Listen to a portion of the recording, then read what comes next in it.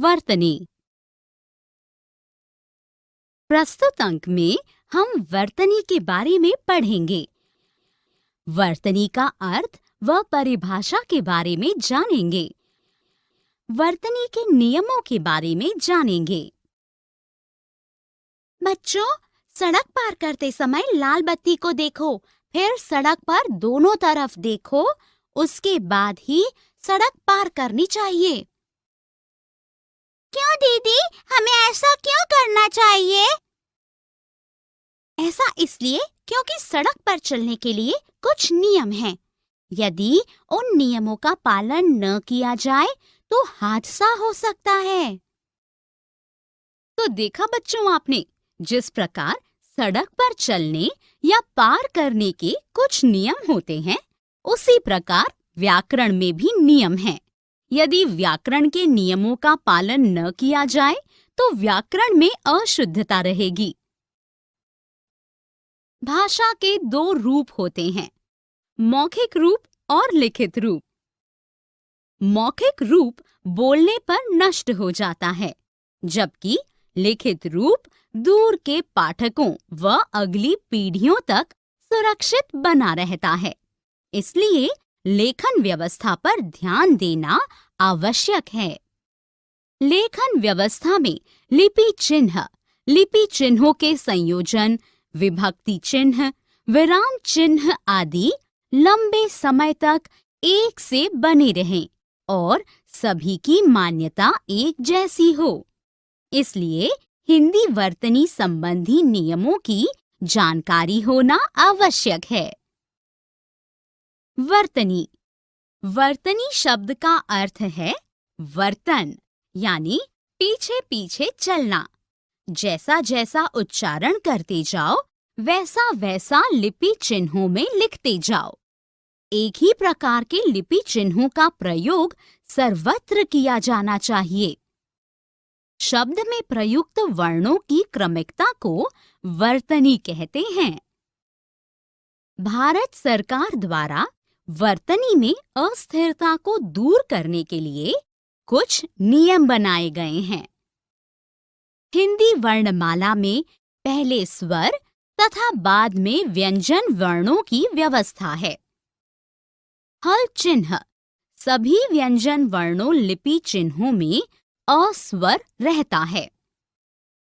अस्वर को छोड़कर शेष सभी स्वरों के लिए मात्रा चिन्ह बनाए गए हैं। र के साथ उ तथा र का नियम, अनुस्वार और अनुनासिक का नियम, विसर्ग। बच्चों, इस अंक में कुछ विशेष नियमों के बारे में पढ़ेंगे। र का नियम जानेंगे, अनुस्वार चिन्ह के नियम जानेंगे, अनुनासिक चिन्ह के नियम जानेंगे, विसर्ग के नियम जानेंगे। र का नियम। र को प्रयोग करने के कुछ विशेष नियम हैं। यदि र को संयुक्त व्यंजन में दूसरे व्यंजन से पहले हो और स्वर रहित हो, तो र उस व्यंजन के ऊपर लिखा जाता है, जैसे वर्ष, धर्म, कर्म आदि। यदि र संयुक्त व्यंजन में दूसरे व्यंजन के बाद में हो और स्वर सहित हो, तो र उस व्यंजन के नीचे लगता है, जैसे क्रम, भ्रमित, प्रेम, प्रसार आदि। ट, ठ, ड, ढ के साथ र को व्यंजन के नीचे कुछ इस प्रकार लिखा जाता है, ट्रेन, ड्रामा आदि। र को स में स्र और स्त्र के रूप में लिखा जाता है। श में र जोड़ने पर श्र बनता है, किंतु इसका श्र रूप मान्य है, जैसे श्रीमान, श्रीमती आदि। अनुस्वार चिन्ह के नियम। अनुस्वार को स्वर और व्यंजन दोनों के ऊपर लगाया जाता है, जैसे अंत, जंगल आदि। इसका उच्चारण अगले व्यंजन से प्रभावित होता है। यह शब्द के मध्य और अंत में ही आ सकता है। कुछ उदाहरण: अंत, बंधन, चंपा, कंठ, जंगल, मंगल, पंखा आदि। अनुनासिक चिन्ह के नियम। अनुनासिक अर्थात चंद्र बिंदु। चंद्र बिंदु को स्वरों के ऊपर लिखा जाता है। शिरोरेखा के ऊपर यदि मात्रा का कोई हिस्सा निकला हुआ नहीं है, तो वहां पर चंद्र बिंदु का प्रयोग किया जाता है, जैसे पांव, चांद, गांव आदि। शिरोरेखा के ऊपर यदि मात्रा का कोई हिस्सा निकला हुआ है, तो वहां पर चंद्र बिंदु के स्थान पर बिंदु का प्रयोग किया जाता है। स्पष्टता के लिए कुछ उदाहरण: वहीं, वहीं, मैं, चोंच, चोंच। इन मात्राओं पर शिरोरेखा के ऊपर कुछ अंश निकला है। इन पर चंद्र बिंदु के स्थान पर बिंदु लगानी चाहिए। लिखित प्रसारण में सरलता हो, इसलिए प्रेस में इन पर ध्यान नहीं दिया जाता, जैसे हंस को देखकर बच्चा हंस पड़ा। यह वाक्य गलत है। हंस को देखकर बच्चा हंस पड़ा, यह वाक्य सही है। विसर्ग के नियम। विसर्ग का उच्चारण व्यंजन ह के समान है। विसर्ग का प्रयोग अधिकतर उन शब्दों में होता है जो संस्कृत से हिंदी में आए हैं, जैसे प्रायः, अतः, दुख आदि। आओ दोहराएं। यदि र को संयुक्त व्यंजन में दूसरे व्यंजन से पहले हो और स्वर रहित हो, तो र उस व्यंजन के ऊपर लिखा जाता है। र को स में स्त्र और स्त्र के रूप में लिखा जाता है। अनुस्वार को स्वर और व्यंजन दोनों के ऊपर लगाया जाता है, जैसे अंत, जंगल आदि। शिरोरेखा के ऊपर यदि मात्रा का कोई हिस्सा निकला हुआ नहीं है, तो वहां पर चंद्र बिंदु का प्रयोग किया जाता है। विसर्ग का प्रयोग अधिकतर उन शब्दों में होता है जो संस्कृत से हिंदी में आए हैं। री की मात्रा, अशुद्धियां।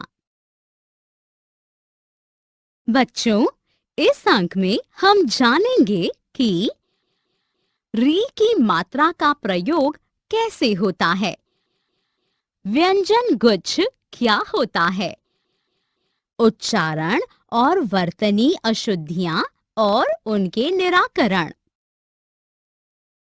कृपा, मृत शब्द में री की मात्रा का प्रयोग किया गया है। री का प्रयोग संस्कृत के तत्सम शब्दों में होता है, जैसे वृक्ष, ऋतु, मृग, नृप आदि। व्यंजन गुच्छ, जब दो या दो से अधिक व्यंजन का उच्चारण एक साथ किया जाता है, तो उन्हें व्यंजन गुच्छ कहते हैं, जैसे प्यारी, क्यारी आदि। उच्चारण और वर्तनी अशुद्धियां और उनका निराकरण। हिंदी का शुद्ध लिखना उसके शुद्ध उच्चारण पर निर्भर करता है, इसलिए शुद्ध उच्चारण का अभ्यास करना चाहिए। मात्रा संबंधी अशुद्धियां। अशुद्ध रूप, शुद्ध रूप। सेना, सेना। पति, पति, तालाब, तालाब, कालिदास, कालिदास, मुनि, मुनि, परलौकिक, पारलौकिक। अल्प प्राण महाप्राण संबंधी अशुद्धियां। अशुद्ध रूप, शुद्ध रूप, ऐतिहासिक, ऐतिहासिक, श्रेष्ठ, श्रेष्ठ, घनिष्ठ, घनिष्ठ, लट्ठा, लट्ठा, मक्खन, मक्खन। व, ब, श, छ और श, श, स संबंधी। अशुद्ध रूप, शुद्ध रूप, बन, वन, बाणी, वाणी, वस्तु, वस्तु, अभिषेक, अभिषेक, कष्ट, कष्ट, शुष्क, शुष्क। रि और र की अशुद्धियां। अशुद्ध रूप, शुद्ध रूप, ऋण, ऋण, भ्रष्ट, भ्रष्ट, पृथक, पृथक, ऋषि, ऋषि, गृहस्थ, गृहस्थ, पैतृक, पैतृक, सृजन, सर्जन, ग्रहित, गृहीत। र के प्रयोग की अशुद्धियां।